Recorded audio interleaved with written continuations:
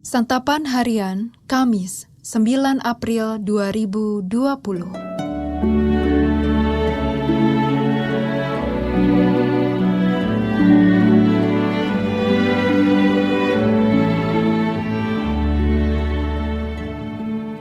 Inilah program Santapan Harian, sebuah program yang mengajak Anda menelusuri isi Alkitab, agar Anda menemukan makna firman Tuhan sesuai dengan konteksnya. Santapan Harian tertuju bagi Anda yang ingin memiliki kehidupan rohani yang segar, kuat, dan sigap.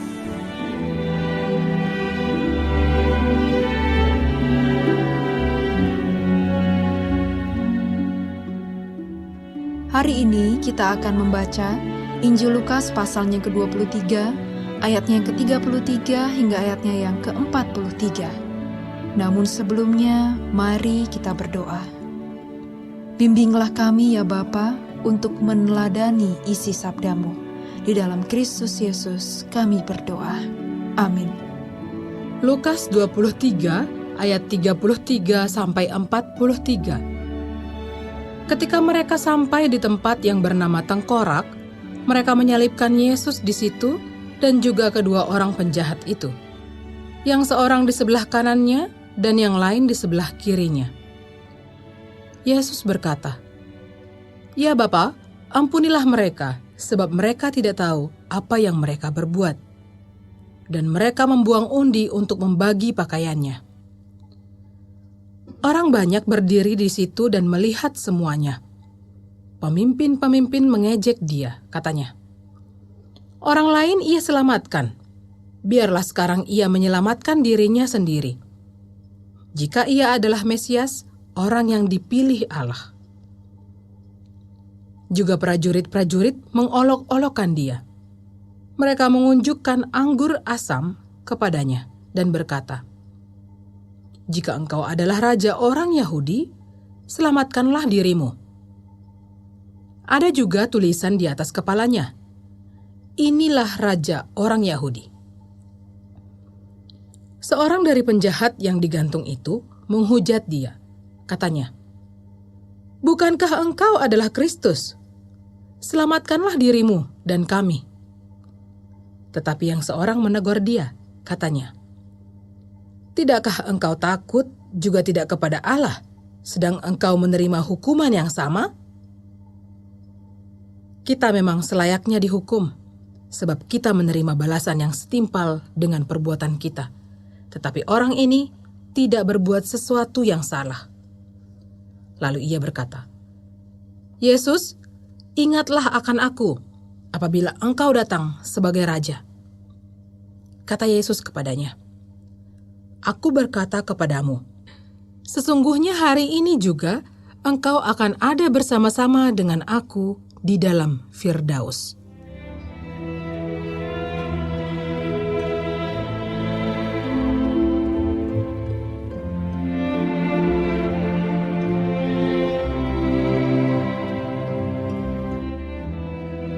Sahabat Santapan Harian, bacaan kita kali ini mungkin sudah sering kita renungkan.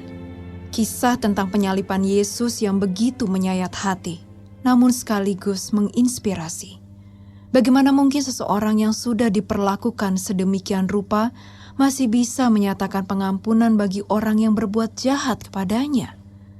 Dalam kisah penyaliban ini, selain keteladanan Yesus, agaknya menarik untuk kita lihat sikap kedua orang yang disalibkan di sisinya.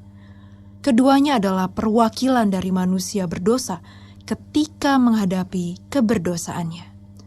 Mengenai orang yang disalibkan di sisi kiri dan kanan Yesus, hanya Injil Lukas yang menceritakan secara mendetail.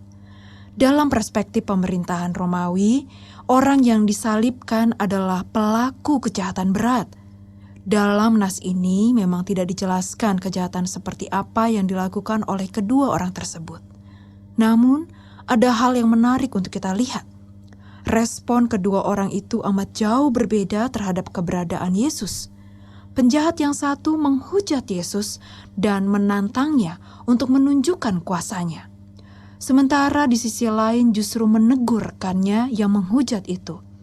ia mengatakan kepada rekannya itu bahwa mereka memang layak untuk dihukum.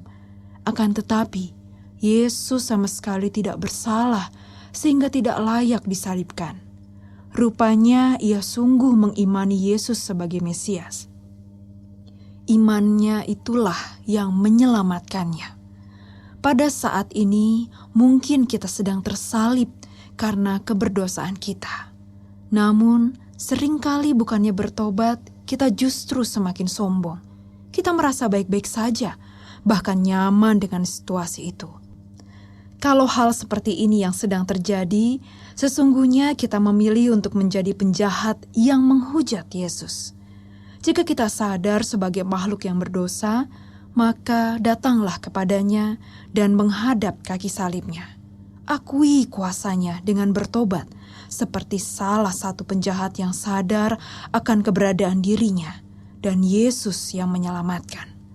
Tuhan akan memampukan kita untuk meninggalkan kesalahan dan dosa kita. Mari kita berdoa. Ampuni kami ya Allah, dan mampukan kami untuk terus bersandar kepadamu. Di dalam nama Putramu Yesus Kristus, kami bertelut. Amin.